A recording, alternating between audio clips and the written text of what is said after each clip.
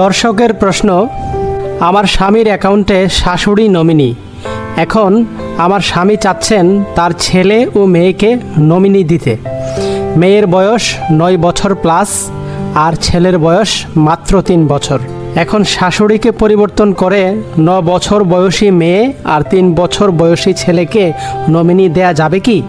আমাদের উত্তর, account holder যে কোনো সময় নমিনি পরিবর্তন করতে পারেন।